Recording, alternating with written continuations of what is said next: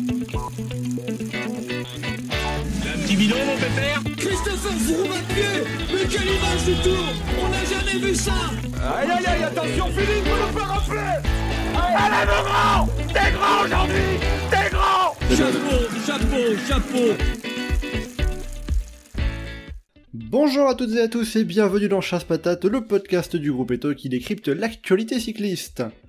On se retrouve aujourd'hui après le terme de cette Vuelta, ce Tour d'Espagne 2023, qui a vu la Jumbo-Visma rentrer encore un peu plus dans l'histoire, en marquant plusieurs triplés historiques, on peut le dire. Déjà en devenant la première équipe à faire le triplé des 3 grands tours sur la même saison, et en devenant également la deuxième équipe après Seconde Guerre mondiale à faire le triplé sur un grand tour, les 3 coureurs qui occupent les 3 premières places du classement général.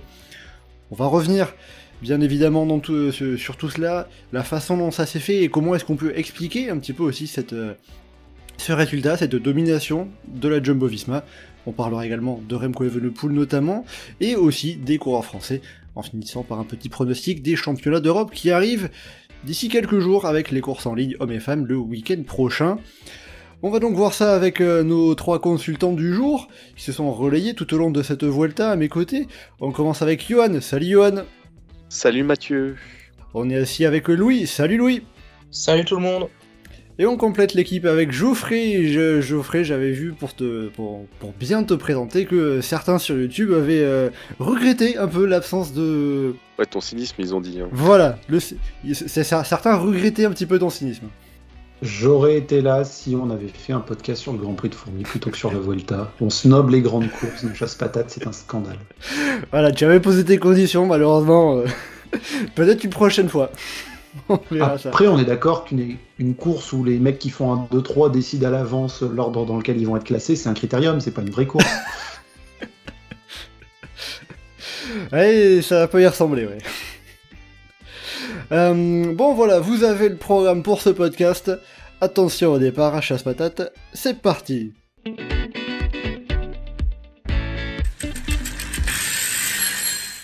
Pour commencer déjà, question globale générale pour passer vite fait en revue l'ensemble de cette Vuelta. Qu'est-ce que vous en avez pensé de l'ensemble de ce Tour d'Espagne ?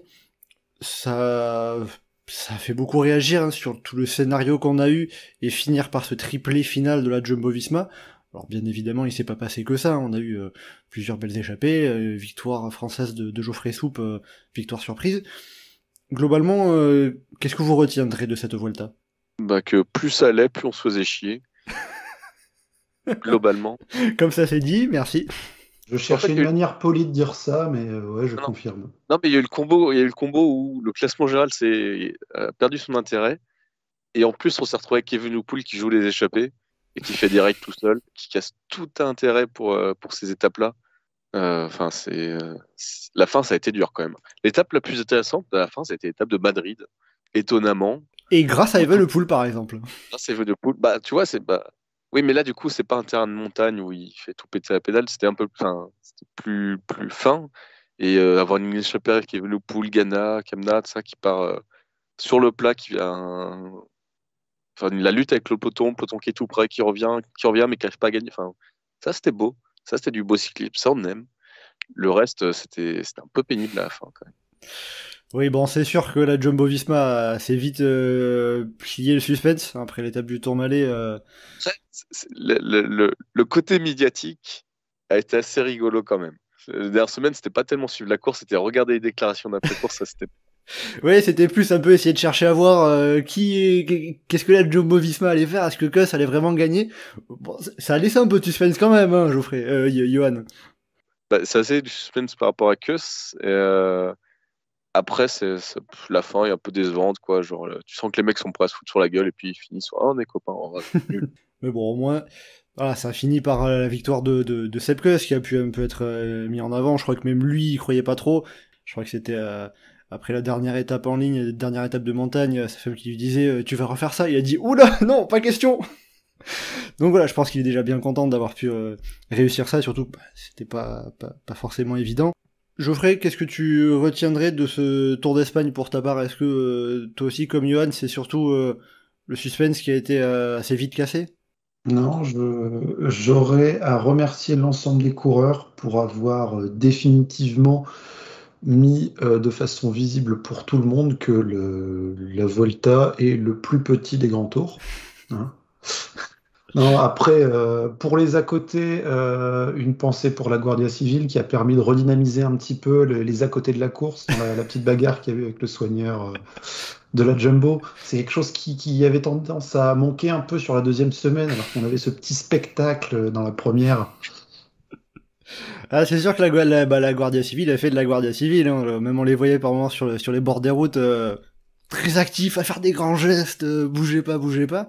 Il aurait peut-être fallu ça pour le Tour de France, hein, mais... En tout cas, le problème, c'est que c'est cool, c'est les coureurs qui n'ont pas bougé non plus. Donc, ils étaient trop efficaces là-dessus. Ah, oui, bon. Non, après, sur l'ensemble, bah, la Jumbo qui ridiculise toute la concurrence, quand même, c'est quelque chose qui va rester, parce que tu avais évoqué, c'est la deuxième fois que ça arrive, mais la première fois que c'était arrivé, une équipe qui fait 1-2-3, il devait y avoir 6 ou 7 équipes au départ de la Vuelta. Donc, oui, précisément, c'était en 1966 avec l'équipe CAS. Il y avait, je crois, 9 équipes qui étaient au départ. Bon, la CAS qui a quand même réussi à faire 6 coureurs dans le top 7. J'attends que la Jumbo-Visma arrive à faire ça quand même. Ouais, franchement, Walter et Kelderman, décevant. Hein. Ils auraient pu mieux faire. Hein.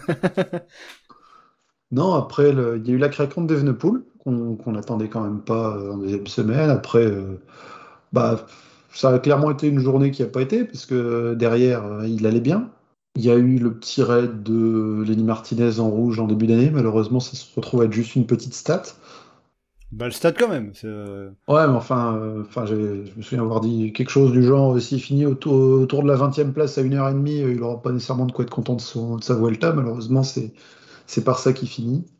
La fin d'un cycle aussi côté français avec la génération Pinot-Bardet, avec Bardet qui prend pas sa retraite, mais qui prend sa retraite des classements généraux, on va dire. Ouais, voilà.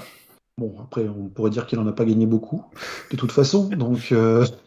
C'est pas faux. Mais il en a joué plusieurs. Mais oui, en effet, Romain Bardet qui disait au terme de cette Vuelta que le classement général, maintenant c'est fini, il va arrêter.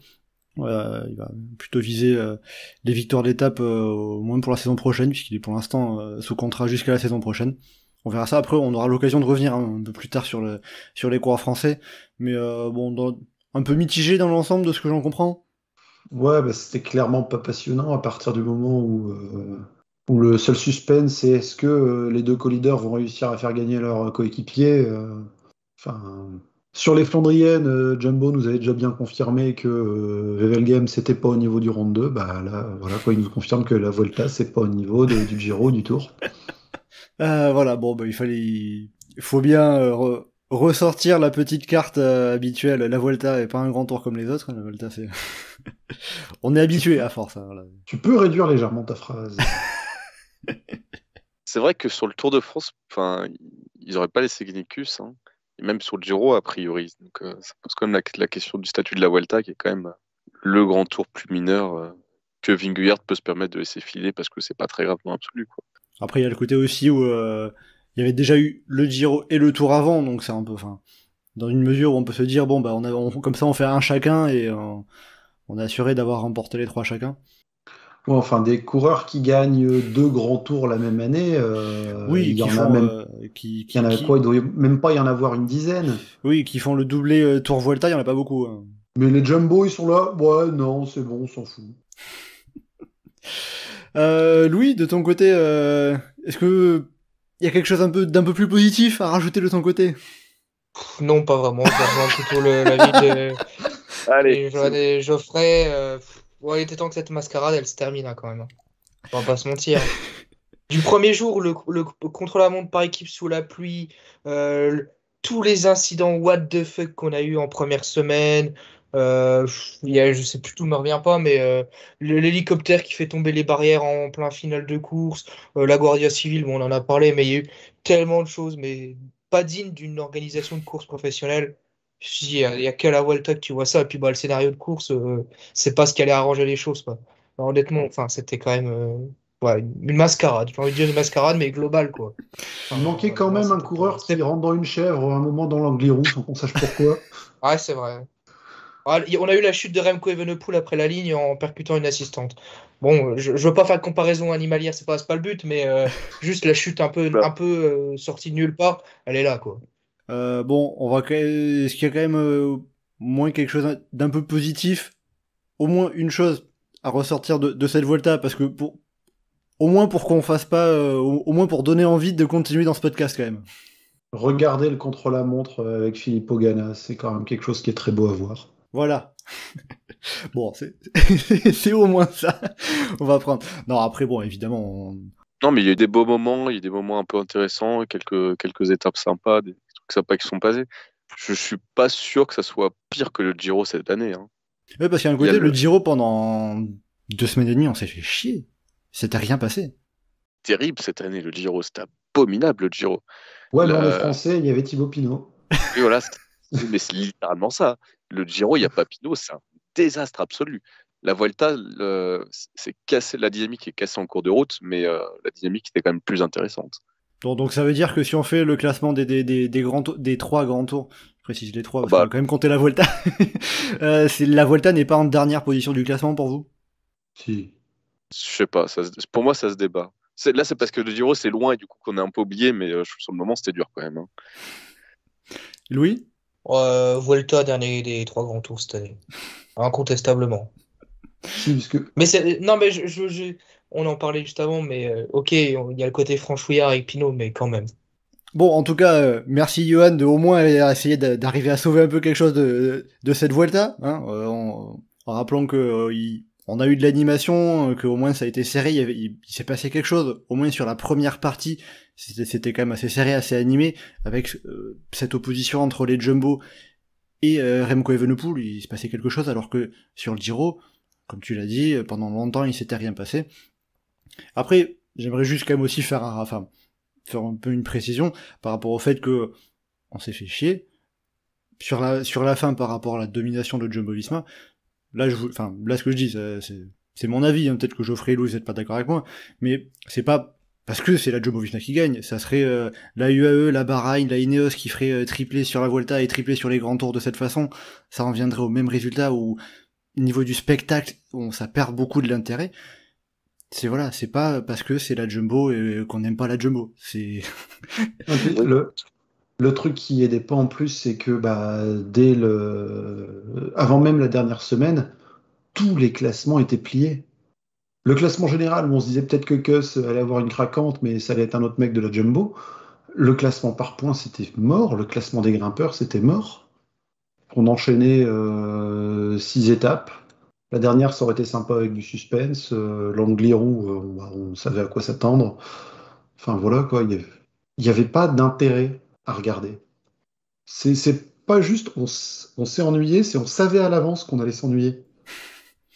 Oui, c'est ça qui est... ça qui est... Parce que le conseil a bien été dit, quoi. L'étape la plus intéressante, c'était celle de Madrid.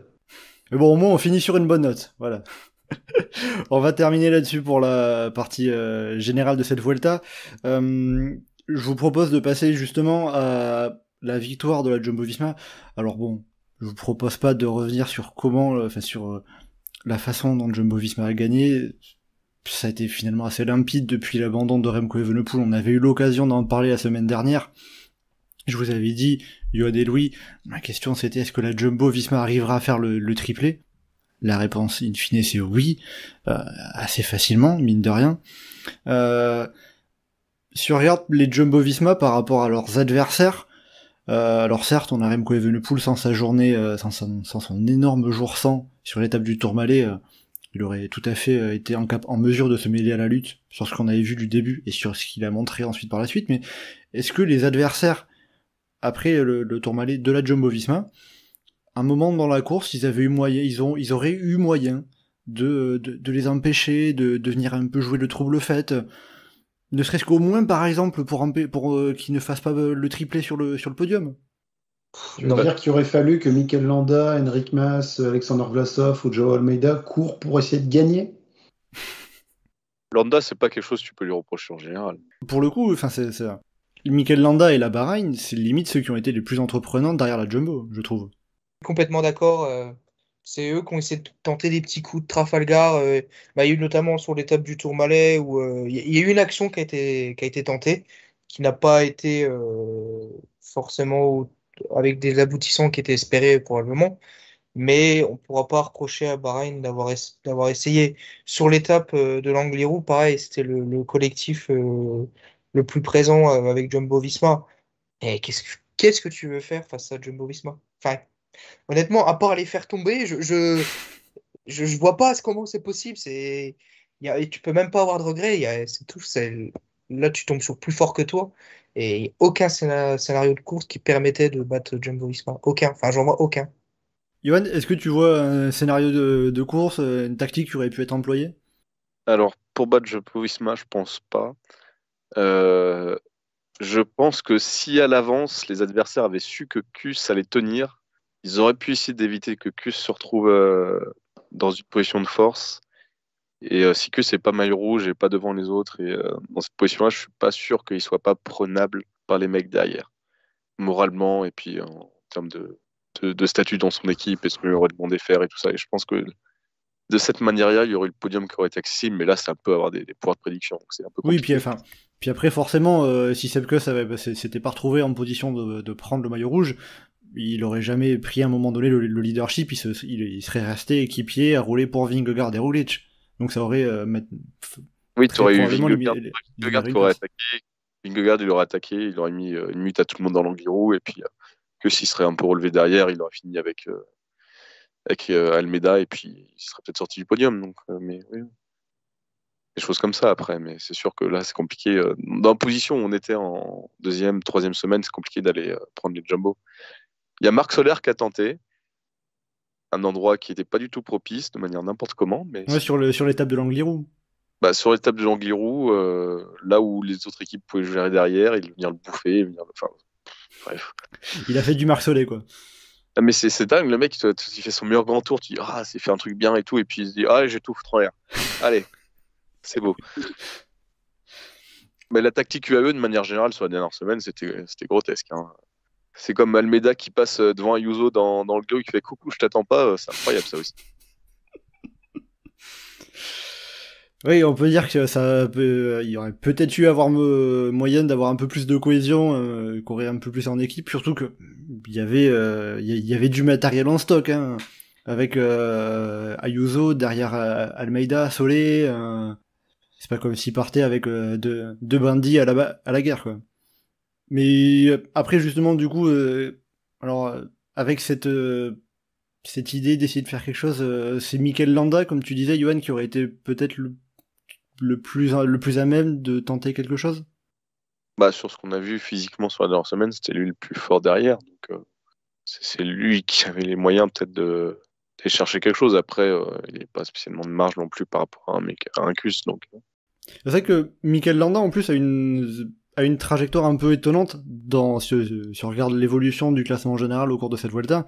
C'est-à-dire que vraiment sur la première partie de course, il était moins bien, il a perdu pas mal de temps. Juste, il s'est retrouvé en bonne position au classement général grâce à l'échappée de Javalambre où Sepp Kuss était présent, où Lenny Martinez a pris le maillot rouge. Après, derrière, il y a encore eu des étapes où il a continué de perdre du temps. Et après le Tourmalet, il s'est retrouvé à quasiment pas perdre de temps sur Sepp Kuss au moins, à être quasiment le meilleur derrière la Jumbo.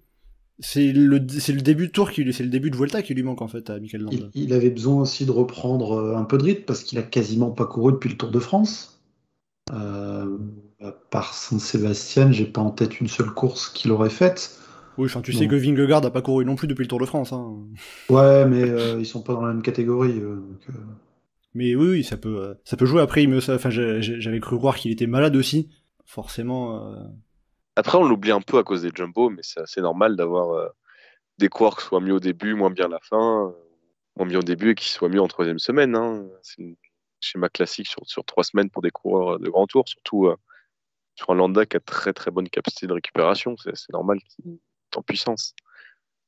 C'est ce qu'il avait fait aussi sur le Tour de France en 2017, quand il fait 4e, où il était un peu ramasse en première semaine après le Giro, et puis après, très très fort sur la fin. Donc on va dire que derrière les Jumbo-Visma, c'est Mikel Landa, dont vous soulignez le plus la course et les efforts. Bah ouais, parce que même s'il fit 5, Ayuso, quand on regarde le UAE, ils ont fait tellement n'importe quoi, alors qu'ils s'ils avaient été concentrés et qu'ils avaient tenu une stratégie quelle qu'elle soit, ça, ils auraient peut-être pu faire quelque chose, sachant qu'après, il reste quand même plus de 2 minutes d'écart entre le dernier jumbo et le premier du reste du monde, donc sachant en plus qu'ils sont relevés sur la fin, l'écart pourrait être pire. Il n'y avait pas grand-chose à faire. Louis, est-ce que tu as quelque chose à ajouter sur ce que tu as pu voir des coureurs du général derrière la Jumbo-Visma, sachant que par exemple il y a un coureur comme Enric Mas dont on n'a pas parlé pour l'instant également. Ce que je peux dire sur Enric Mas, c'est que il est à peu près à sa place, hein. Enfin, il peut pas aller plus haut. Enfin, quand tu regardes le niveau des coureurs, enfin, Ayuso, Landa, ils ont été un petit peu plus entreprenants que lui. Et il était moins fort, donc forcément, bah, il se retrouve là. Il y a les Bora qui ont fait une course intéressante à suivre parce qu'ils avaient deux cartes avec Jøtebrooks et Vlasov. Donc, bah, Jøtebrooks pour son premier grand tour, qui fait quand même une très belle 8e place. Il faut quand même le souligner, il a été très bon sur certaines étapes.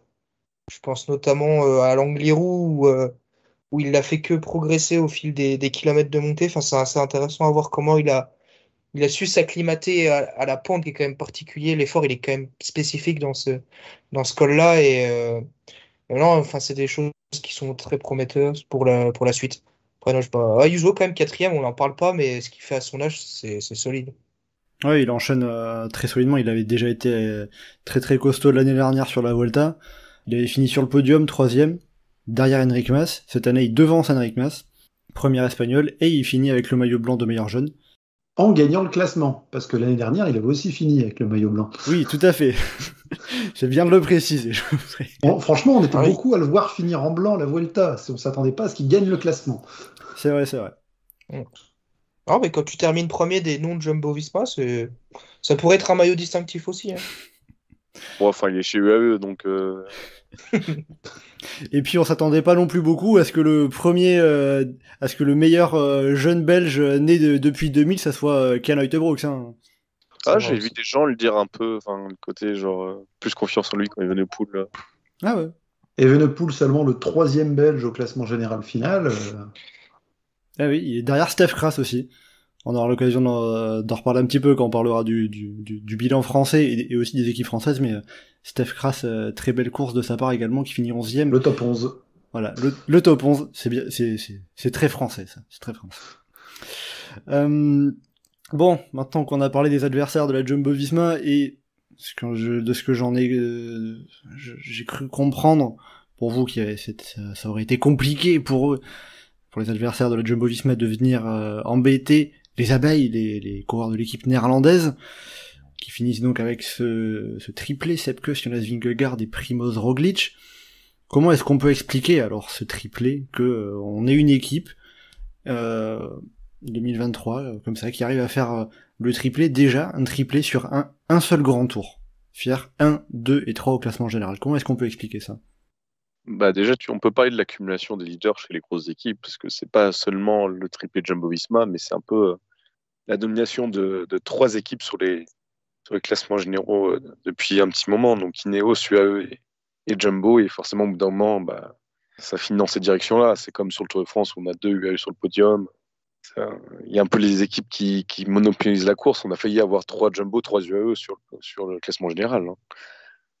Oui, d'ailleurs, tu fais bien de le préciser, hein. Ça s'inscrit dans une année 2023 qui bat aussi un record, on peut le dire en quelque sorte, puisqu'on a seulement 3 équipes qui sont montées sur les podiums d'un grand tour, avec Jumbo-Visma qui fait premier, puis 2e et 3e sur la Volta, l'équipe UAE Emirates qui fait 3e du Giro et qui occupe les 2 places restantes sur le Tour de France, 2e et 3e, et on complète avec Ineos Grenadiers qui prend la 2e place du Giro avec Geraint Thomas. Donc voilà, seulement 3 équipes sur les podiums des grands tours sur une saison, depuis qu'on a les 3 grands tours qui se courent en équipe de marque, depuis 1969, donc, ce n'était jamais arrivé. Bah, si tu prends le côté genre très très théorique, ils ont le vainqueur du Giro, ils ont le vainqueur du Tour, les deux ils sont sur le Tour d'Espagne, ça fait 1-2. Et après, tu rajoutes Kus, qui est un des meilleurs grimpeurs du monde et qui est mis dans une position favorable. Et ça peut rester devant aussi. Donc, de manière très, très, très théorique, ça, tu peux te dire que ça passe comme ça. Et que ça tient la qualité de leur coureur. Déjà, en premier lieu, enfin, avec Vingegaard, qui est de loin le meilleur coureur de Grand Tour depuis je sais pas quand. Et Roglic, qui est un cadre monstrueux aussi. Donc, à partir de là, ça aide à se positionner. Il y avait quelqu'un dans le podcast avant le podcast qui a fait une remarque comme quoi derrière c'était que des losers, mais J'assume. Ouais, Geoffrey, bon, J'assume les petites piques de Geoffrey, hein, ça que revient évidemment. Landa et Mas ont pas ce qu'il faut pour gagner un grand tour. Ayuso l'aura peut-être, il est encore jeune, faut voir comment il va progresser. Pour le moment, il l'a pas encore. Pour moi, Landa et Mas l'ont pas. Bon, après, pour moi, Sepkus l'avait pas non plus, hein, mais il Donc on peut être récupère un surpris peu par encore hasard. on peut être surpris encore à l'avenir, quoi. Il récupère un petit peu parce qu'il y a les deux qui se sont démenés pour pas le lâcher, hein. S'il y avait vraiment une guerre interne, Sepkus finit au mieux troisième. Ouais. Mais donc pour toi aussi, ça s'explique par le fait que en face de la Jumbo-Visma, il y avait personne vraiment en mesure de gagner un grand tour.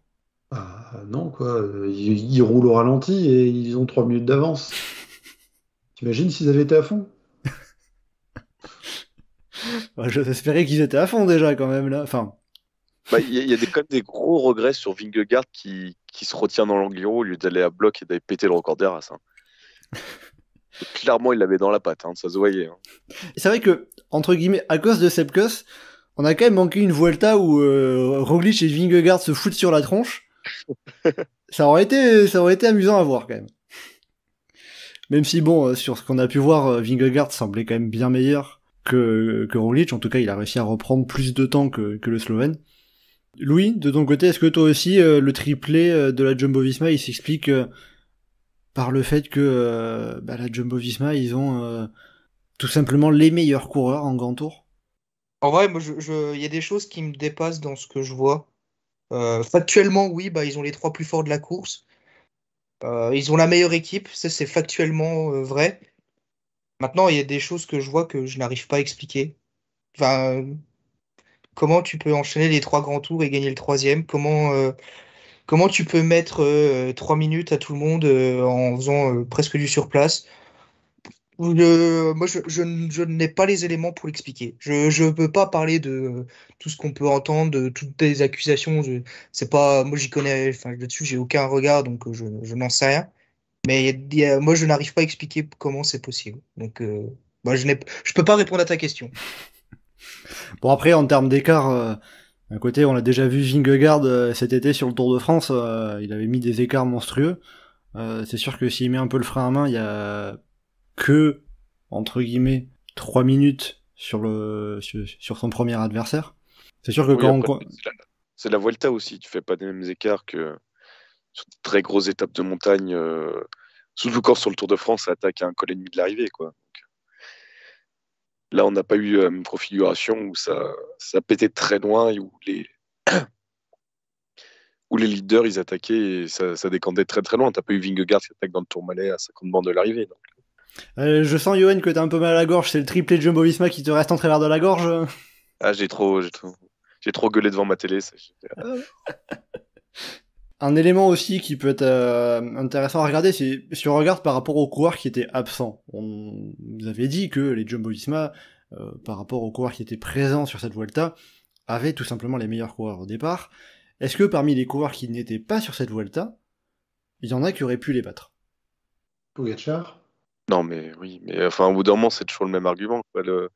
S'ils gagnent, c'est parce que les autres, ils sont pas là. Je sais pas, quand la Vuelta a commencé, tout le monde était là sur le plateau. Ah, c'est incroyable, la densité, le niveau. Puis là, c'est il n'y a pas Pogacar, il n'y a pas Adam Yates. Du coup,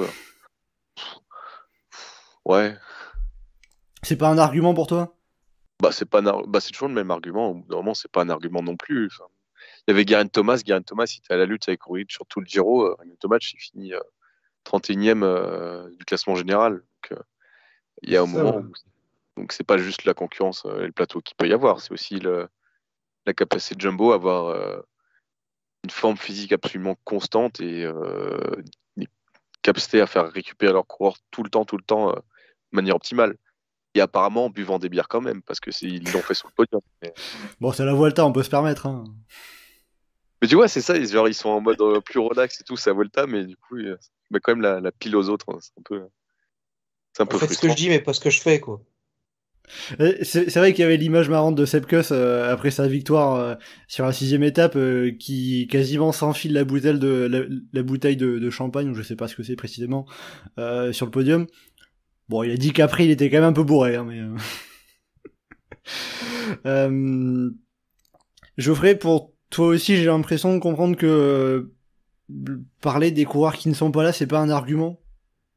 Bah non, parce que au final, le problème, c'est que ceux qui restaient compétitifs jusqu'au bout étaient pas des mecs qu'on aurait pu voir gagner. Alors qu'un Vlasov, s'il est en bonne forme, il doit pouvoir être en mesure de lutter pour le podium et d'être non pas 4 minutes derrière Maas et Landa, mais au moins à leur niveau.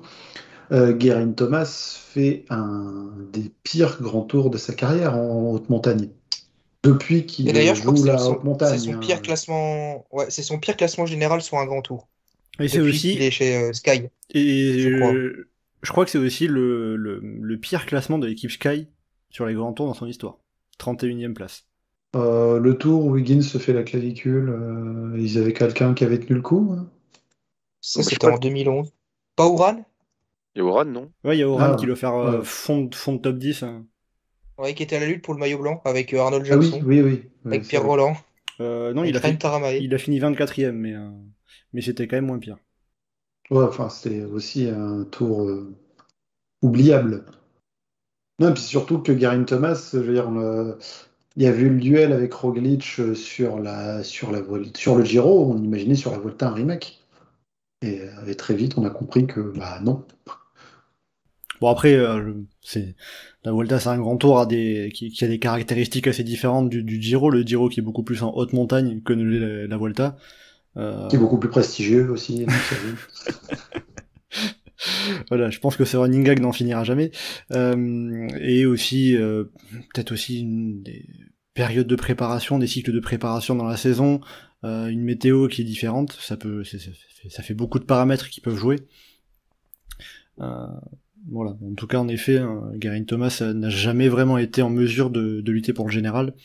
Et surtout, il y a Remco Evenepoel qui n'a pas été au niveau sur 3 semaines qu'on attendait de lui. Oui, au Bah, final. non, mais pour moi, Il a Remco, c'est le seul qui pouvait peut-être aller titiller un peu Jumbo-Visma. Sauf qu'il a eu quelque chose qui n'existe pas visiblement chez Jumbo-Visma, ce qu'on appelle un jour sans. C'est quelque chose que personne n'a pu l'expliquer encore. Le côté jour sans, personne ne sait pourquoi Remco, il n'y a pas eu de virus, il n'a pas été malade. Moi, il était tombé quelques jours avant, mais j'ai pas l'impression que ça ait eu un lien direct avec ce jour sans sur l'étape du Tourmalet. Mais pour moi, si le Remco, avec ce qu'il a montré sur ses différentes échappées, enfin, il était quand même monstrueux, même sur la dernière étape. Enfin, c'est un corps qui était probablement dans le top 5 des mecs le plus fort de la course, peut-être bien le quatrième.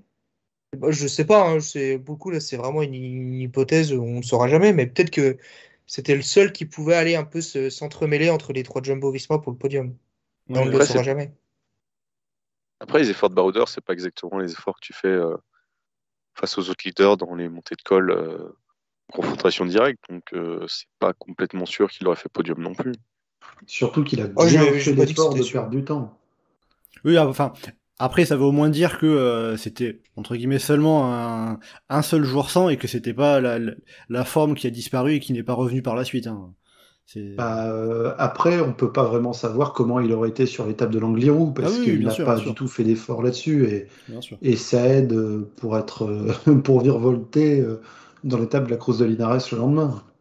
Voilà, donc pour la Jumbo-Visma. Après aussi, l'autre élément qui est très marquant pour la Jumbo-Visma, c'est que non seulement ils font le triplé sur la Volta, mais ils font les triplés sur la saison, sur les grands tours, avec le Giro qui avait été remporté par Primož Roglic, le Tour de France par Jonas Vingegaard, et donc la Volta par Sepp Kuss. Là aussi, ça rejoint ce que vous disiez tout à l'heure. C'est tout simplement qu'ils ont les meilleurs coureurs pour les grands tours. À chaque grand tour où ils ont presque la meilleure équipe, donc ça aide à aller au bout. Il y a aussi le fait que tu évoquais avec les stats, il y a 3 équipes sur les podiums. Si on est au top 5, il y a peut-être 5 équipes en tout. Enfin bref, il y a très très peu d'équipes qui sont en mesure de jouer le classement général d'un grand tour. Dans le sens, aller chercher au moins un podium. Donc forcément, ça réduit les adversaires potentiels et ceux qui sont marqués directement, et ça aide cette équipe qui a une énorme concentration de coureurs. Après, c'est même ce qu'on a sur les grands tours, mais on l'a presque sur l'ensemble de la saison, hein. Il y a les victoires finales en World Tour dans les très grandes courses ne sont pas variées du tout cette saison. Oui, il y a une forte concentration. J'ai vérifié pendant que tu parlais, si on regarde les top 5, on a 6 équipes qui sont présentes sur les top 5. On rajoute à ça, on rajoute à Jumbo, UAE et Ineos, on rajoute Bahreïn qui fait 2 top 5 sur la Vuelta par Landa et sur le Giro par Caruso. On rajoute la Jayco sur le Tour de France avec Simon Yates et Cocorico, la Groupama FDJ sur le Giro avec Thibaut Pinot. Mais voilà, ça s'inscrit aussi dans une dimension qu'on a particulièrement prégnante cette année, d'avoir des courses qui sont un peu remportées par un nombre restreint d'équipes, notamment la Jumbo-Visma qui a quasiment remporté toute course par étape où ils sont venus avec un leader, sauf Paris-Nice. Il me semble que c'est à peu près ça, hein, si on fait le bilan pour la Jumbo. C'est aussi l'illustration d'un cyclisme qui est de plus en plus concentré dans certaines équipes. Bah, je sais plus s'il y a un côté, soit c'est le Jumbo qui gagne, soit c'est tel surdoué qui débarque et qui vient péter la course, soit Van Der Poel, soit Evenepoel, Pogacar, de manière un peu plus isolée. Et t'as Ineos qui essaye de surnager au milieu de tout ça, tu vois. Alors attends, je regarde les courses par étapes pour le Tour cette saison. On a soit Jumbo avec Roglic, Vingegaard et Kuss, soit UAE avec Vine, Pogacar et Adam Yates. Et après, il nous reste et Timo Lenz aussi. Et il nous reste le Tour de Pologne par Matej Mohoric et le Tour de Suisse par Matthias Skjelmose et Remco Evenepoel qui avait remporté l'UAE Tour. Tour de Suisse qui était la course la plus normale de la saison, hein. Avec des coureurs qui... Non, c'est qu'une allusion. Non, juste un malheureux détail près qui a aussi entaché le fait ce qu'on peut retenir de la course. Mais oui, par rapport au déroulé purement sportif, avec des coureurs avec des gars à un niveau homogène, des coureurs qui sont moins bien un jour, mieux l'autre, des montées de col globalement moins rapides que sur d'autres courses. Oui, il y avait les 4 jours de Dunkerque aussi qui étaient sympas. Et là, on a eu une victoire française. Voilà. Avec Romain Grégoire. Bon, c'est vrai qu'au final... C'est quand même un Jumbo qui avait gagné l'étape Rennes. Perstrand Dagenès, non? C'est ça? Ouais, c'est ça, Cassel. Bon, comme quoi, c'est peut-être sur les courses, sur le calendrier français qu'il faut se concentrer maintenant pour avoir des belles courses intéressantes où ça bouge dans tous les sens. C'est intéressant, 4 jours de Dunkerque cette année. Ouais, t'as 3 victoires sur 6 qui sont reparties à la Jumbo. Ah non, on va pas retomber là-dedans. Par rapport à ce bilan qu'on faisait un peu, Louis, est-ce que tu as quelque chose à ajouter sur le fait que finalement on a beaucoup de victoires pour assez peu d'équipes? Bon, c'est un peu à l'image de ce qui est devenu le cyclisme sous ces dernières années, un cyclisme un peu à 2 vitesses, où les victoires se partagent entre les mêmes équipes et que c'est difficile pour les autres d'exister, d'aller chercher des vrais accessibles. Ça peut arriver, c'est parce que le cyclisme reste quand même un sport où des scénarios de course peuvent être parfois difficilement prévisibles et même parfois il y a des cadeaux un peu qui sont faits par justement ces grosses équipes. Là, l'exemple qui me vient en tête, c'est le maillot rose qui a été un peu offert à Bruno Ramirez sur le Giro. C'est le genre de cadeau que les grosses équipes se permettent de laisser pour pas tout prendre alors qu'elles auraient parfaitement la possibilité de tout cadenasser. Alors là, par exemple, quand le Jumbo-Visma laisse partir une échappée sur une étape, c'est clairement un cadeau qu'elle fait aux autres équipes, alors qu'elle pourrait très bien tout prendre. Ils ont fait la même sur la Vuelta, mais c'est Sepp Kuss qui a récupéré le maillot. Ouais, c'est tombé sur le mauvais cheval un peu, mais...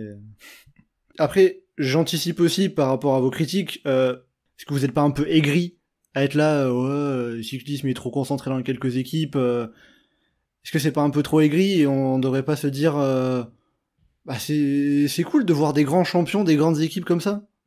Ouais, mais le cyclisme, c'est pas. Enfin, les individualités, c'est bien, mais le cyclisme, ça reste un sport où c'est intéressant d'avoir le côté tactique,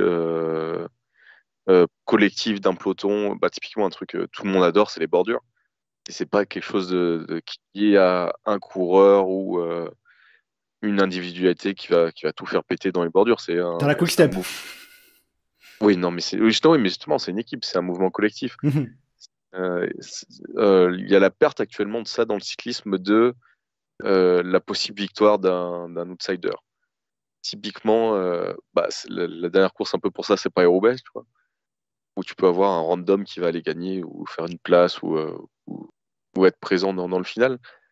Mais je sais pas si on a perdu ça sur les autres courses parce que honnêtement, c'est quand même un peu une constante dans l'histoire du cyclisme, la domination des équipes. Mais on a quand même Sepp Kuss qui gagne la Vuelta en termes d'outsider.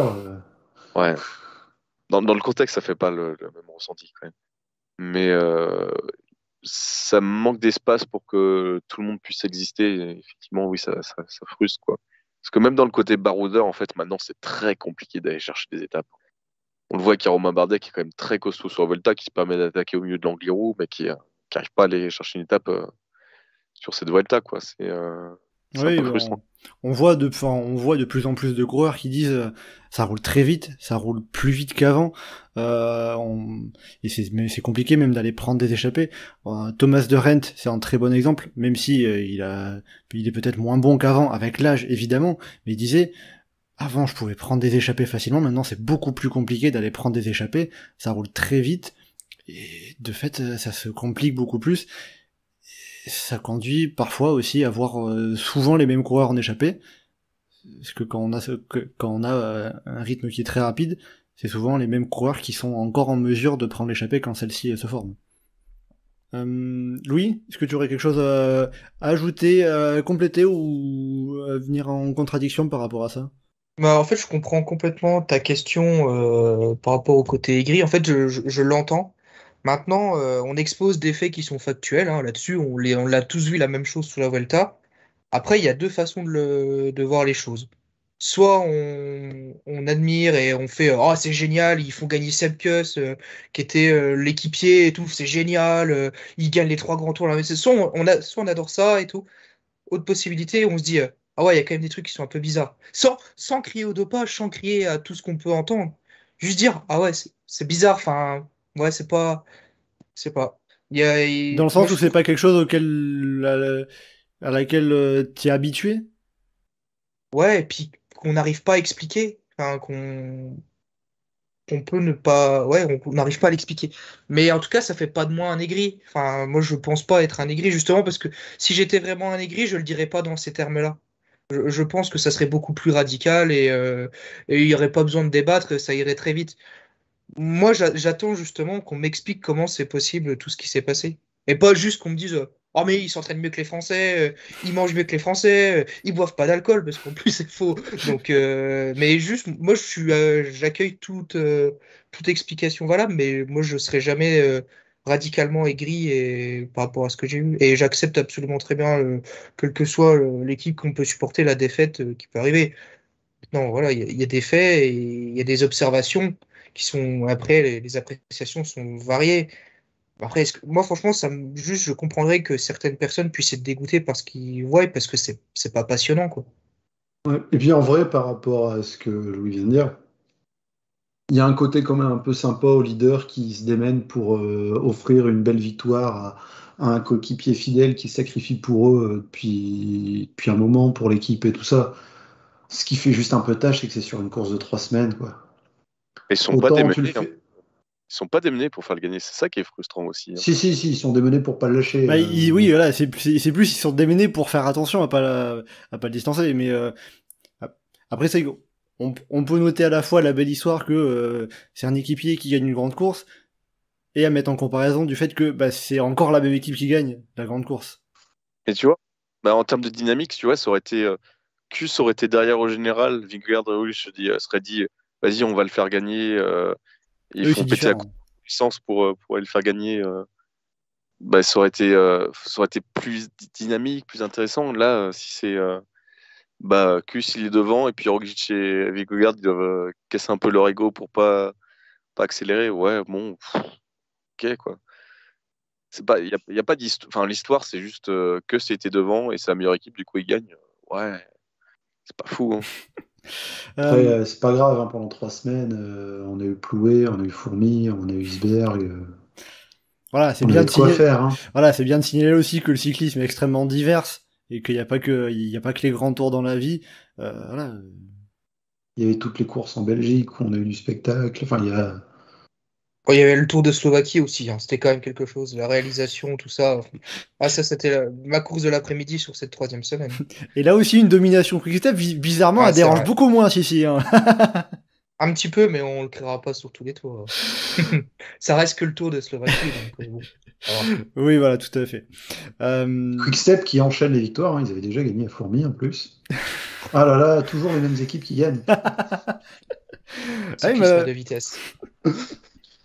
Par rapport à tout ce qu'on évoquait un petit peu, est-ce qu'il y aurait peut-être des choses à changer dans le cyclisme, des solutions qui pourraient émerger pour essayer de faire renaître un peu de spectacle sur les principales courses? Parce que, vous l'avez bien dit, le spectacle est absolument pas mort en cyclisme. Si tu mets pas 74 étapes de montagne par grand tour, t'as l'occasion d'avoir des outsiders qui peuvent un peu aller tirer leur épingle du jeu. Ça manquait d'étapes mal plates, enfin, un peu baroudeur quoi. C'était montagne ou étape toute plate, mais Ou étape toute plate avec une arrivée en altitude. Avec 3 schémas. Il y avait l'avant-dernière étape qui changeait un petit peu, mais ça aurait été sympa s'il y avait un suspense au général. Malheureusement, c'était pas le cas. Oui, le général ne s'y prêtait pas. Louis, je sais que parmi certaines idées qui ont pu infuser depuis quelque temps, il y a notamment l'idée d'un salary cap, de limiter le budget des équipes au World Tour et de l'ensemble des équipes. Est-ce que ça pourrait être une bonne idée? Non, enfin, je sais pas. Je pense pas. Déjà, en fait, j'y crois pas à ce que ça arrive un jour, tout simplement parce que je pense que dans ce système du cyclisme actuel, il y a trop d'instances d'organisations de sociétés qui profitent financièrement de tout ce qui se passe. Tu vois, quand tu vois l'arrivée de Netflix dans ce système cyclisme, c'est pas anodin. Il y a des enjeux financiers derrière. Malheureusement, moi, j'ai peur qu'on s'enfonce dans ce qu'on est en fait en ce moment. Et moi, j'ai pas de solution à proposer pour l'instant. Enfin, je vois pas comment on peut faire. Mais par rapport au salary cap, non, j'y crois pas. Je pense pas que ça n'arrivera un jour, malheureusement. Mais tout ce qui peut être un peu le système NBA avec des drafts entre les équipes et tout, enfin, ça changerait trop, ça se décollerait beaucoup trop du cyclisme qu'on connaît. Moi, je sais pas, j'y crois pas. Moi, pour le coup, c'est là où le paradoxe, et c'est là où je me sens un peu con, c'est que on voit tous les problèmes. On voit tout, on a fait tous des observations sur les courses en ce moment, mais malheureusement, on n'a pas de vraie solution concrète à proposer et valable. Enfin, parce que le salary cap, j'ai peur que ce soit vraiment quelque chose nous fasse un peu tromper en mode c'est ça qui va tout changer, alors que je suis pas sûr honnêtement. Ah, Johan? surtout, Vas-y. c'est pas applicable à des équipes internationales qui sont basées dans 50 pays différents. Mhm. Parce que une équipe qui est basée aux Émirats Arabes Unis ou l'équipe qui est basée en France, en termes de fiscalité du droit du travail, ils n'ont pas les mêmes obligations des deux côtés. Tout à fait. Et de toute façon, on a aussi le fait qu'on a des sponsors privés qui investissent dedans, quoi. Si on dit à un sponsor tel que Ineos, Jumbo ou autre, tu peux investir dans une équipe de très haut niveau, par contre, tu peux pas investir autant que tu veux, t'es bloqué. Il y en a un paquet qui vont pas nécessairement investir. Et puis bon, là ça tombe sur Jumbo, le salary cap, on en parlait il y a 5, 6, 7 ans, parce que oh là là, il y a Ineos qui écrase tout, et ils écrasent de plus en plus, et il faut mettre quelque chose pour stopper cette équipe-là, parce que sinon dans 10 ans ils vont tout gagner. Au final, maintenant on dit ça sur Jumbo, si ça se trouve dans 5 ou 6 ans, on dira ça sur une autre équipe. Oui, puis sur les chiffres qu'on peut voir un petit peu, Jumbo n'aurait pas le plus gros budget, il serait plutôt du côté de 20-30 millions d'euros, alors que Ineos en l'occurrence serait plutôt du côté de 40-50 millions d'euros. C'est ça, et puis à voir, qu'est-ce qu'on limite? Est-ce que c'est le budget? Est-ce que c'est les salaires? Parce que l'équipe qui a plein de pognon, mais on limite les salaires, bah, il pourrait se retrouver à investir massivement dans du matos qui serait stratosphérique et qui écraserait tout dans les chronos ou autres. Enfin, il y a un peu de pognon dans le vélo, on va pas s'en plaindre. Ça pourrait peut-être revenir un peu plus à certaines équipes. Les indemnités de formation qui sont arrivées cette année, ça fait partie des choses qui pourront aider. Des choses qui pourraient peut-être aider un petit peu, ce serait si on cherchait à remanier certains points dans le calendrier pour essayer de changer les dynamiques et les habitudes des coureurs. Si on veut perturber des habitudes sur toute la saison, ça pourrait se faire là-dessus. Typiquement, la Vuelta, moi, une des dernières Vuelta où j'ai un bon souvenir, c'est celle de l'année Covid où on avait cette Vuelta très tardive en octobre et jusqu'au début novembre. En plus, vu la température qu'on a en général en Espagne, à ce rythme-là, d'ici quelques années, ça va être compliqué de trouver des coins à courir au mois d'août en Espagne. Avoir cette course plus tard dans l'année, bah, ça pourrait permettre des choses différentes parce que sur un calendrier qui soit éclaté sur toute l'année, forcément, on n'a pas les mêmes coureurs qui vont pouvoir être là en permanence. Donc ça pourra varier aussi un petit peu la tâche. Bon, donc en tout cas, de ce que j'en conclus, il n'y a pas une solution, ou même pas vraiment de solution qui ressortirait facilement pour essayer de redonner un peu plus de spectacle, un petit peu, puisque c'est aussi ça qu'on cherche par moment, de spectacle pour certaines grandes courses. Mais enfin, si on part par là, de toute façon, en général, les grandes courses, il y a tellement d'enjeux qu'il n'y a pas de prise de risque et on se fait plus souvent chier en regardant une étape d'un grand tour qu'en regardant, je sais pas moi, le Tour de Limousin, le Tour de Belgique ou des courses qui sont dans le calendrier entre guillemets secondaire. C'est vrai aussi, c'est vrai aussi. Bon, on a pas mal digressé à partir de la domination de la Jumbo-Visma. On va finir par deux petits points concernant la Vuelta, puisque c'est de ça qu'on parlait quand même à la base.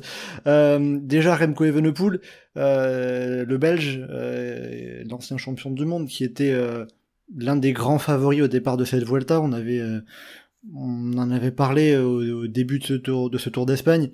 Est-ce que ça allait être lui ou la Jumbo? Bon, ben finalement, il a eu cette grosse défaillance sur l'étape du Tourmalet, mais il finit quand même avec 3 victoires d'étape et le classement de la montagne. Est-ce que c'est un bon bilan quand même pour Remco Evenepoel? Non. Comme ça, c'est clair? Tête du titre, tu viens pour gagner, tu gagnes pas, quoi qu'il arrive, ça va pas être un bon bilan. Remco Evenepoel qui finit meilleur grimpeur et qui gagne 3 étapes, c'est une bonne compensation, on va dire, mais c'est pas un bon bilan. Louis? Ouais, je suis d'accord avec Geoffrey. Et Johan, est-ce que tu donnes un plébiscite à tout ça? Bah, déjà, la semaine dernière, j'ai dit que pour lui, c'était pas bien de faire la Vuelta comme ça en baroudeur. Après, s'il veut devenir un espèce d'ultra Thomas de Ghent, oui, ça peut être pas mal, mais c'est pas. Effectivement, c'est très bien d'avoir 3 victoires, ça, c'est un super bilan en absolu, mais oui, c'est pas ce qu'il est censé donner par rapport à son statut, quoi. Après, il y a peut-être un côté où on peut se dire, il a pu peut-être un peu se rassurer en quelque sorte sur ses raids, ses échappées de la dernière semaine après sa défaillance sur la Volta, de se dire d'une certaine manière, ça va, j'ai quand même de bonnes jambes en montagne. Il a pas non plus complètement disparu après sa défaillance du Tourmalet. Ouais, mais enfin, c'est pas se rassurer que de se dire ouais, super Remco, tu sais éclater Michael Storer et Damiano Caruso en échappée en haute montagne, quoi. Enfin, on le savait avant. Ouais, Johan, tu voulais dire quelque chose? Non, mais oui, pareil. Enfin, il aurait quand même dû essayer d'aller se confronter en face à face directe avec les autres favoris, même en étant plus dans le général. Genre, dire à son équipe de cadenasser l'étape de Angliru et puis voir dans Angliru où il se positionne par rapport aux autres, ça aurait été, je pense, intéressant pour la suite de sa carrière. C'est-à-dire que pour lui, même déjà, enfin, ça peut remonter même sur l'étape du Tourmalet, au moment où il décide de vraiment se relever pour perdre beaucoup de temps, tenter de s'accrocher et s'accrocher jusqu'au bout de la Volta coûte que coûte, pour voir même dans des conditions difficiles ce que ça aurait pu donner. Oui, ou peut-être même pas forcément, mais se dire sur les arrivées au sommet importantes, je reste avec Vingegaard, je reste avec Roglic, et je vois où je me situe par rapport à eux, parce que ça, c'est aussi les enseignements qu'on aurait pu tirer de cette Vuelta. C'est pour le Tour de France l'an prochain, qu'est-ce que je peux faire en confrontation directe? Là, on ne sait pas. On l'a vu sur des petits cols, sur les premières étapes, on n'a pas vu sur la montagne. Donc, oui, effectivement, Evenepoel, c'est le meilleur baroudeur du monde, mais on le savait déjà. Louis, est-ce que tu rejoins Johan et Geoffrey sur le fait que ça aurait été plus intéressant, peut-être plus instructif pour Remco Evenepoel de se mêler à la bagarre avec les leaders qui restaient à jouer le général encore? Alors, je comprends le point de vue de Johan et Geoffrey. Ça aurait été intéressant en vue de l'année prochaine de toute façon ce qui a été dit, donc oui, je le rejoins. Après, je peux comprendre que pour un coureur qui est prévu au départ pour jouer le général, avec tout l'impact psychologique, mental que ça implique de se brider, de faire attention au moindre effort, tu vois, enfin, jouer le classement général, c'est quand même quelque chose de difficile psychologiquement sur 3 semaines. Que à la place du coureur, je peux le comprendre qu'il puisse, vas-y, je cours à libérer.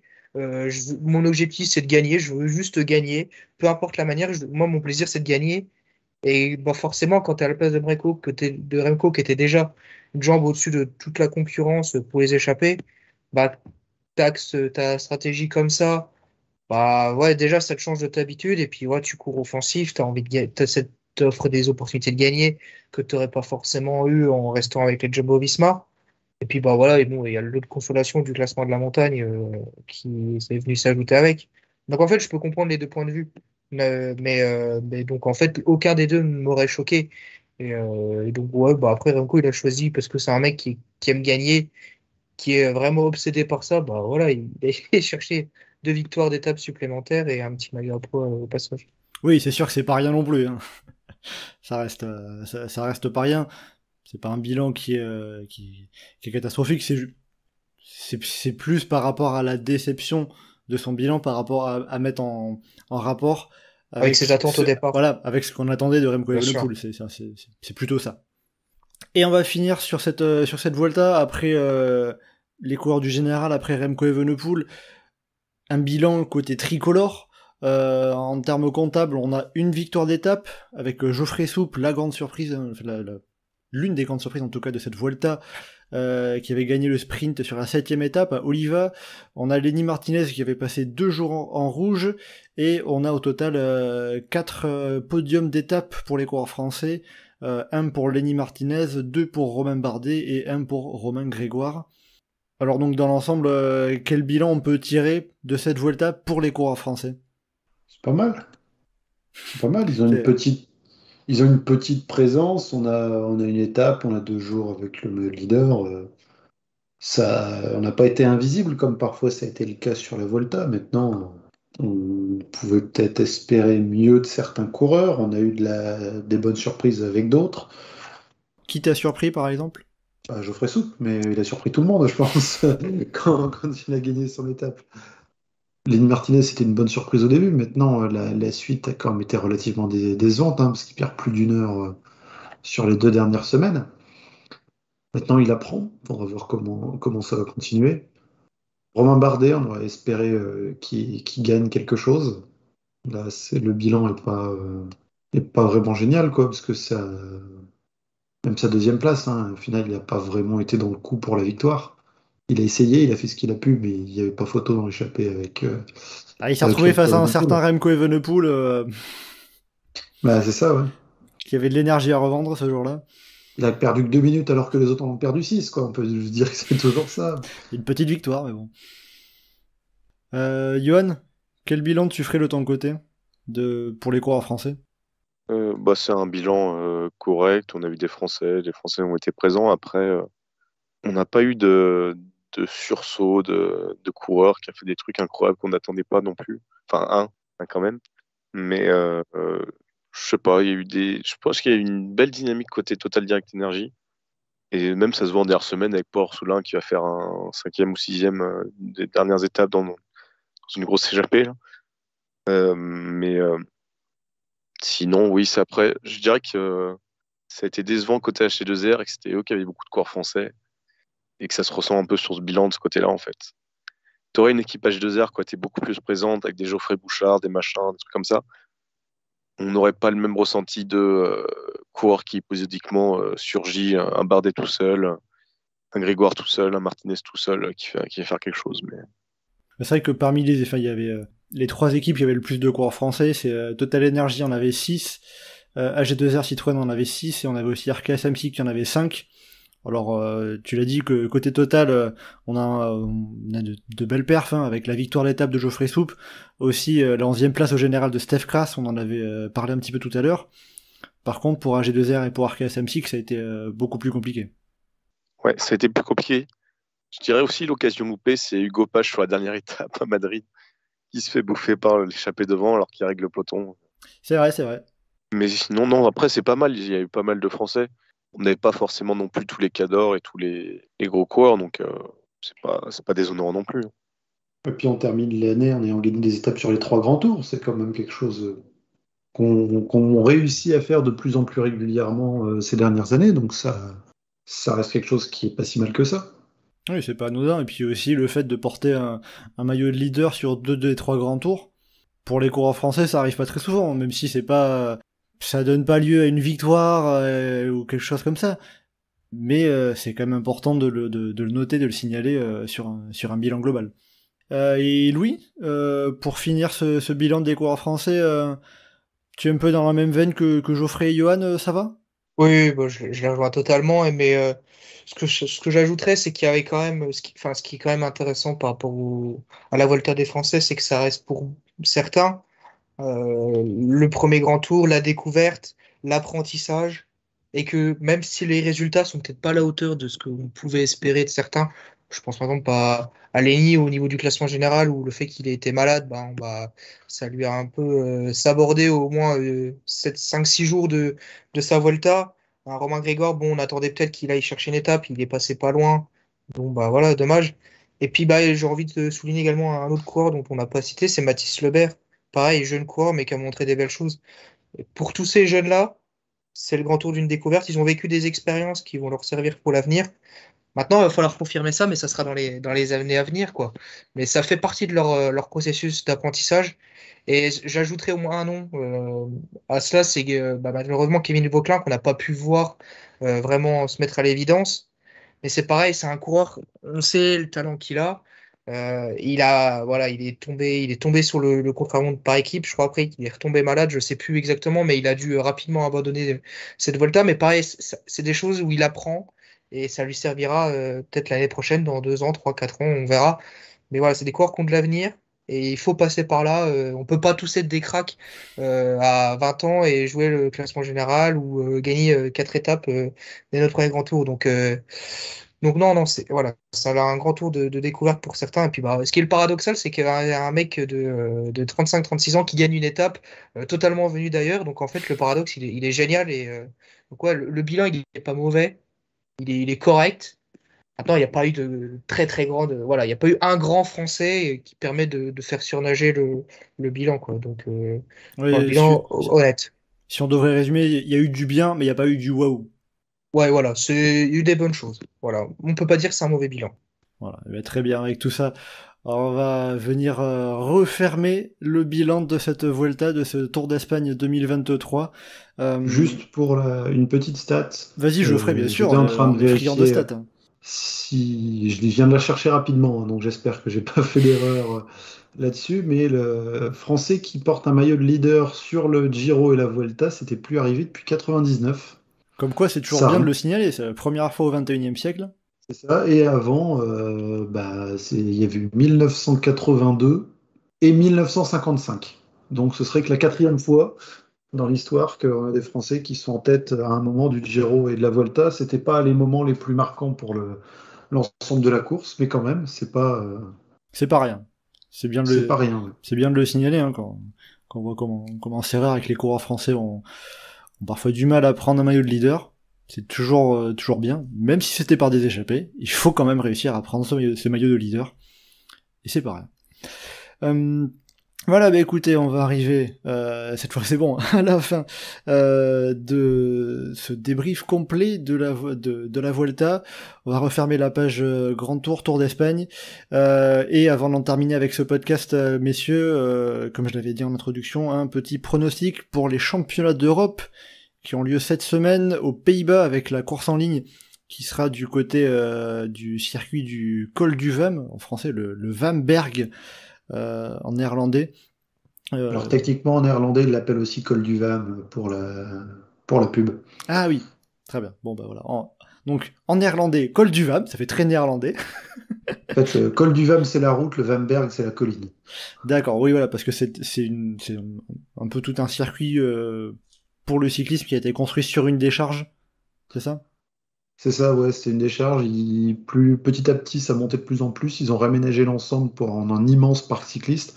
On a pu voir ça beaucoup à l'honneur pendant la période Covid parce que ça permettait d'avoir un circuit entièrement sans public, du coup. Et il y a plein de petites routes qui tournicotent dans tous les sens. Ils ont même été mettre des pavés sur la hauteur. Donc, surtout ne pas se fier du tout au profil qui donne l'idée que c'est un truc tout plat tranquille où le peloton va gérer et où les punchers vont pouvoir y aller derrière. Oui, Ce sera pas du tout ça. Ça avait notamment été le lieu des championnats des Pays-Bas l'année dernière. Je vous invite à aller retourner voir les résultats. Vous verrez que c'est loin d'être un sprint massif à 100-120 coureurs, puisque ça avait pété dans tous les sens. Donc justement, vos pronostics pour, au moins en tout cas, la course en ligne de ces championnats d'Europe. Geoffrey, tiens, pour commencer. Lotto Kopecky. Et côté masculin?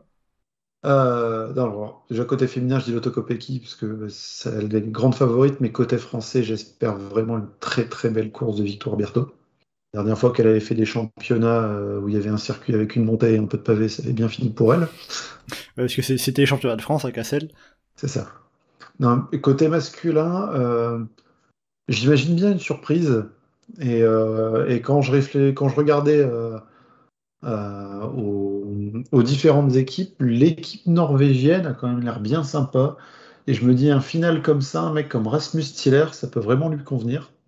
Et donc, j'irai jouer une grosse cote et je choisirai Rasmus Tiller. Très bien, donc la grosse cote Rasmus Tiller qu'on avait déjà pu voir pas mal de fois sur des courses de bon gazier, on va dire. Johan, de ton côté, ça serait qui ton ou tes favoris? Bah, chez les hommes, moi je vais prendre un homme en forme.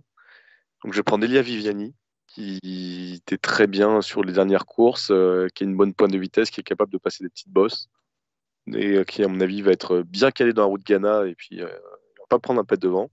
Ça va être très très bien pour lui. Et sinon, chez les femmes, bah, je vois bien les Pays-Bas perdre, et puis la victoire d'une Jan Lippert par exemple.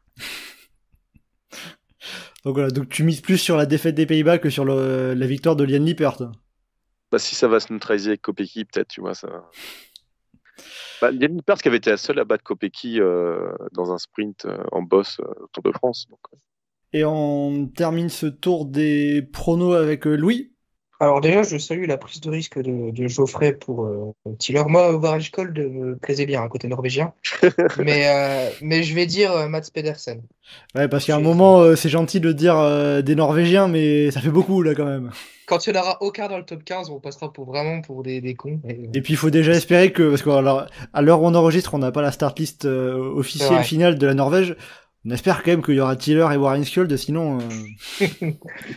sinon, ça ne vaudra pas grand-chose. Mais donc, Mats Pedersen chez les hommes. Et chez les femmes, Lorena Wiebes. Bon, ben, tu restes côté scandinave, en tout cas, pour Mats Pedersen. Très bien. Voilà, on va quand même signaler aussi les équipes de France. Côté masculin, on a Benoît Cosnefroy, Arnaud Desmar, Sandy Dujardin, Christophe Laporte, Mathis Louvel, Clément Russo, Florian Sénéchal et Axel Zinglet. Et du côté de l'équipe féminine, nous avons Victoire Berthaud, Aude Bianic, Audrey Cordon-Rago, Maëlle Grossetête, Juliette Labousse, Marie Lenette, Gladys Verhulst et Jade Viel. Peut-être une chance de victoire, un podium? Peut-être plus chez les jeunes que chez les élites. Très mais bien. le podium, ça peut être jouable. Eh ben on va y croire, on verra tout ça donc, ces championnats d'Europe qui commencent ce mercredi avec les contre-la-montre, on aura jeudi le relais mixte, puis ensuite s'enchaînera avec les courses jeunes et samedi la course en ligne élite dames et dimanche la course en ligne élite hommes. Voilà pour ce programme des championnats d'Europe, donc aux Pays-Bas. Et avec tout ça, on va arriver à la fin de ce podcast bien fourni, on avait pas mal de choses à dire, on a pris du recul sur cette Vuelta et essayer voilà, pour regarder, poser un regard sur l'analyse et la domination notamment de la Jumbo-Visma. C'était intéressant bien évidemment de discuter de tout cela. Si vous avez des remarques, des questions, des idées aussi à faire part, n'hésitez pas, surtout dans les commentaires. On est bien évidemment preneurs, hein. C'était un lieu d'échange bien évidemment. Eh bien écoutez, Geoffrey, Johan et Louis, merci beaucoup d'avoir été en ma compagnie pour ce podcast, d'avoir porté votre analyse. Et pour le prochain podcast, on se retrouvera d'ici 2 semaines du côté de la fin de la saison, puisque ça arrive très vite. Et oui, on viendra avant le Tour de Lombardie, le dernier monument, pour faire le point avant sur les favoris et sur cette fin de saison, notamment du côté de toutes les courses italiennes qui arrivent très vite et qui ont déjà commencé. Et donc, en attendant le prochain podcast, eh bien, vous pouvez nous retrouver sur le site et le forum du groupe Eto, legroupeeto.fr, ainsi que sur nos différents réseaux sociaux, Twitter, Facebook et Instagram. N'hésitez pas à commenter, liker et partager ce podcast. Merci beaucoup, et à bientôt dans Chasse Patate.